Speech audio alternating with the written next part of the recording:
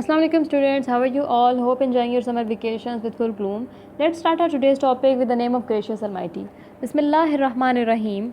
Our today's topic is about acids and alkalis. Acids और alkalis के बारे में हम पढ़ेंगे कि acids क्या होते हैं, alkalis क्या होते हैं और उनकी हमारी daily life में importance क्या होती है. बेसिकली एसिड्स जो हैं वो कुछ केमिकल्स होते हैं जो कि एसिडिटी कॉज करते हैं और अल्कलीज़ वो केमिकल्स होते हैं कि जिनको अगर हम रिएक्शन करवाते हैं किसी चीज़ के साथ तो वो कुछ नेचुरल सॉल्ट्स को प्रोड्यूस करते हैं और साथ में वाटर के एलिमेंट्स को भी प्रोड्यूस करते हैं, लेकिन एसिड्स जो हैं वो हाइड्रोजन के आयंस को प्रोड्यूस करते हैं. तो सबसे पहले जो हमारे पास क्वेश्चन आ रहा है वो है कि describe the importance of acids and alkalies in our daily life. हमारी नॉर्मल जो ज़िंदगी है उसमें एसिड्स और अल्कलीज की क्या अहमियत होती है.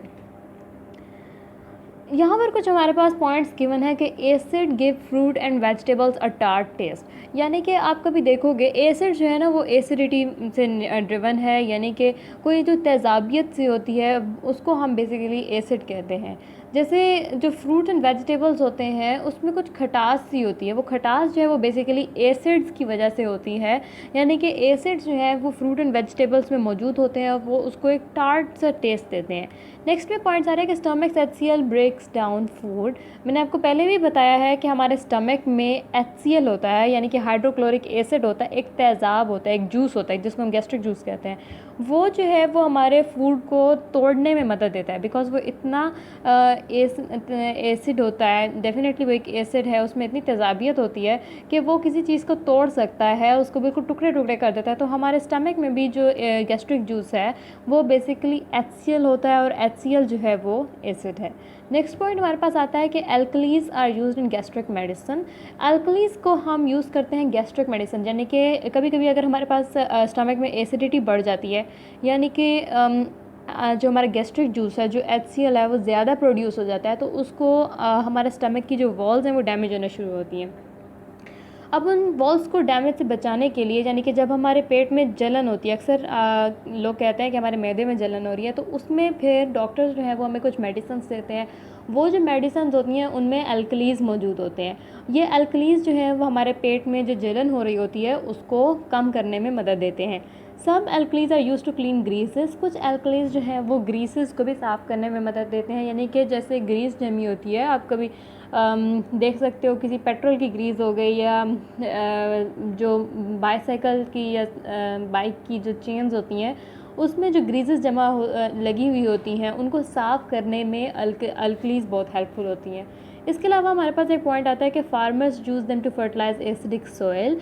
यानी कि कभी कभी जब हम फसलें लगाते हैं तो हमारी जो ज़मीन होती है वो काफ़ी एसिडिक हो रही होती है, यानी उसमें एसिड की मिकदार जो है वो ज़्यादा हो गई होती है, तेज़ाबियत ज़्यादा हो जाती है. तो उसको फर्टिलाइज़ करने के लिए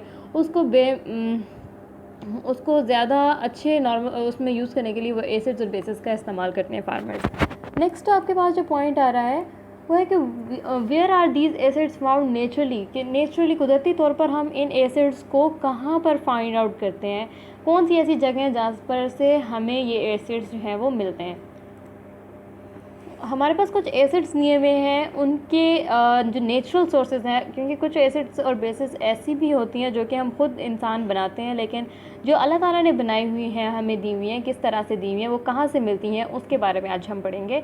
कि एसिड्स में हमारे पास सबसे पहले आ रहा है हाइड्रोक्लोरिक एसिड यानी कि HCl.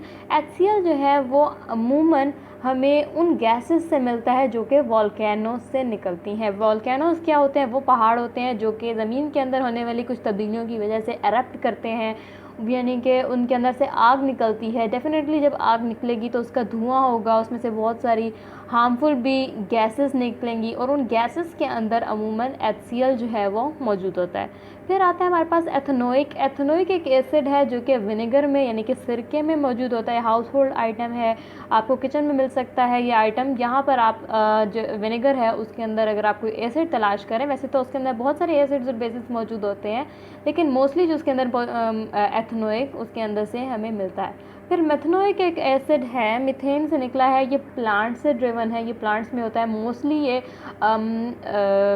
बनानास के अंदर होता है. मेथनोइक एसिड अगर नॉर्मल मिकदार में हो तो वो प्लांट्स को फ्रेश रखता है। लेकिन अगर हम देखें कि प्लांट्स जो हैं वो कभी गलना सड़ना शुरू हो जाएं, जैसे हम कभी फ्रूट्स लेते हैं वो थोड़ी देर में ख़राब होना शुरू हो जाए, तो इसका मतलब यह है कि उनकी जो मीथेन है वो उनमें ज़्यादा हो गई है। तो इस तरह प्लांट्स के अंदर से हम कह सकते हैं कि मेथनोइक एसिड हमें वहाँ से रिसीव आउट होता है।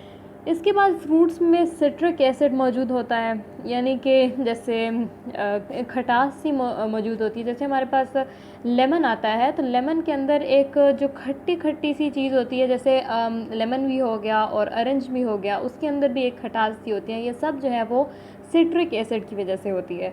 सोर मिल्क यानी कि जो खट्टा मिल्क होता है, जो दूध उसके अंदर लैक्टिक एसिड होता है। लैक्टिक जो है ये बेसिकली मिल्क के अंदर बहुत हमें अक्सर मिल जाता है। नॉर्मल मिल्क के अंदर भी जो है लैक्टिसिटी होती है, लेकिन जो खट्टा मिल्क होता है, जो सोर मिल्क होता है, उसके अंदर लैक्टिक एसिड जो है वो ज़्यादा मिकदार में आ जाता है। लीफी ग्रीन वेजिटेबल्स यानी कि वो वेजिटेबल्स जिनके सब पत्ते होते हैं उनमें ऑक्ज़ैलिक एसिड मौजूद होता है, और फ्रूट और वेजिटेबल्स में अस्कॉर्बिक एसिड भी मौजूद होता है। अभी हमने ऊपर देखा था कि प्लांट्स और फ्रूट्स में मेथनोइक और सिट्रिक एसिड मौजूद होता है, लेकिन फ्रूट और वेजिटेबल्स नीचे हम देखते हैं उसमें अस्कॉर्बिक एसिड मौजूद होता है। तो इससे हम ये फिगर आउट करते हैं कि या जो कोई भी चीज़ है उसके अंदर बहुत से किस्म के एसिड्स भी हमें मिल सकते हैं। स्टूडेंट्स, अब हम चलते हैं अपने लास्ट क्वेश्चन की तरफ। हमारा लास्ट क्वेश्चन है कि draw a pH scale, indicate the different colour of pH scale. जो हमारी आज ही की एक्टिविटी का 4.2 का पार्ट है, ये पेज नंबर 30 पर, कि हाँ पीएच स्केल जो है वो पहले से ही ड्रॉ किया हुआ है। उसमें हमने देखना है कि हर कलर में हमें क्या क्या चीज़ें मिलती हैं। पीएच स्केल ये इसमें आपके पास लिखा हुआ है एसिडिक, न्यूट्रल और अल्कलाइन। जो ये एक पीएच स्केल है, यानी कि ये स्केल हमें बताता है कि किस नंबर में कितनी ज़्यादा एसिडिटी पाई जाती है। जो एसिडिक वाली साइड है उसमें जो 6 नंबर है, इतना उसका मतलब है कि हमारे पास ज़्यादा एसिडिक है, 5 नंबर में थोड़ा सा कम, 4 में कम और 0 में बिल्कुल भी एसिडिक नहीं है। और 7 का मतलब है न्यूट्रल। न्यूट्रल का मतलब यह है कि उसमें ना तो एसिडिटी पाई जाती है, ना तो खटास पाई जाती है, ना ही किसी किस्म का नेचुरल सॉल्ट मौजूद होता है, या ना ही वो कोई अल्कलाइन होती है।